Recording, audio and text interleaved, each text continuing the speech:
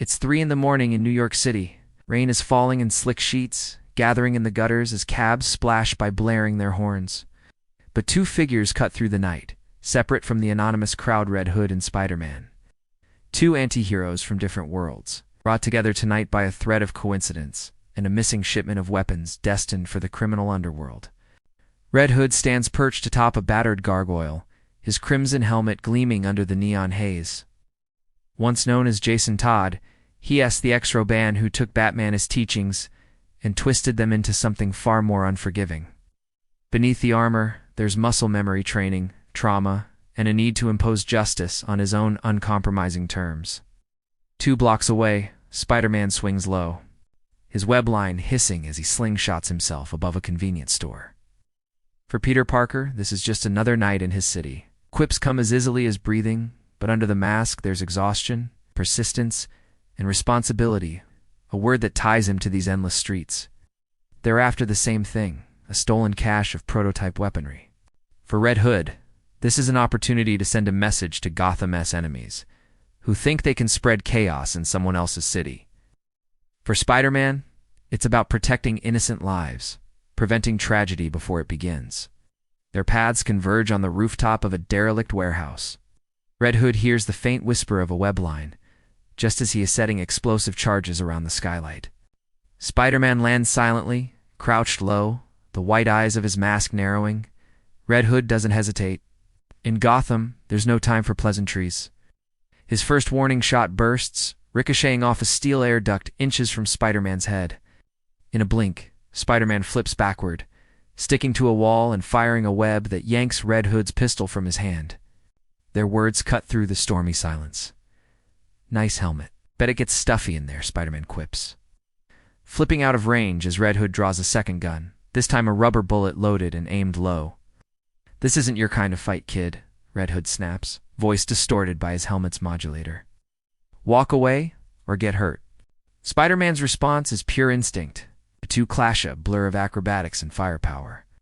Spider-Man uses his speed, dodging bullets, webs snapping around Red Hood's wrists and ankles. But Jason is relentless. He breaks free in a burst of strength, rolling to cover, retaliating with a volley of non-lethal concussive grenades. The warehouse erupts into chaos. Explosions shatter the windows. Light flares in the rain. Spider-Man tumbles, vision clouded, only to find himself caught in a snare Red Hood's own tripwire, rigged and waiting. Traps. "I'm flattered not even my own rogues go to this much trouble."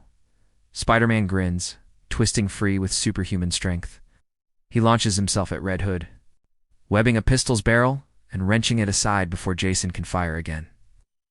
But Red Hood isn't just a brawler, he's a tactician. He profiles Spider-Man's moves, learning, adapting by the second.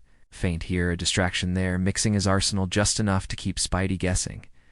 They lock in close combats, Spider-Man's spider sense humming as Red Hood lands brutal Batman-top blows. But Peter's agility is almost supernatural. He pivots under Red Hood's arm, webs his ankles, and drops him flat against the rooftop. Heartbeats pause. Neither man yields. "What's in those crates?" Spider-Man asks, trying to de-escalate. "If it's tech, New York's going to blow sky high if it gets out." Red Hood grunts. "You want the speech?" "I'm here to make sure no one ever uses this stuff again. I bury criminals, you. Just give them a second chance." The standoff intensifies a clash of philosophies as much as fists. But in the distance, the hum of engines signals more trouble. Backup has arrived, thugs loyal to the Kingpin. Both heroes catch it at once. Without a word, Spider-Man and Red Hood move as one. Red Hood provides cover with smoke grenades and precision shots, disabling gunmen. Spider-Man weaves between them, plucking weapons from hands and binding thugs in webs. The two play to their strengths, calculated ruthlessness and improvisational speed, the perfect storm. Within minutes, the attackers are lying groaning in the rain, and the weapons stashed for the authorities. The job is done.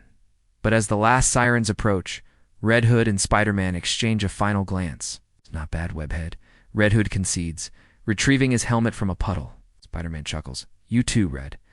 Maybe next time we keep it to street thugs. Save ourselves the headache." Red Hood heads for the shadows, leaving only a brief nod as his silhouette dissolves into the night. Spider-Man watches him go, unsure if they're friends, enemies, or just two broken men doing what they must. In a city of endless conflict, sometimes respect is the closest thing to victory.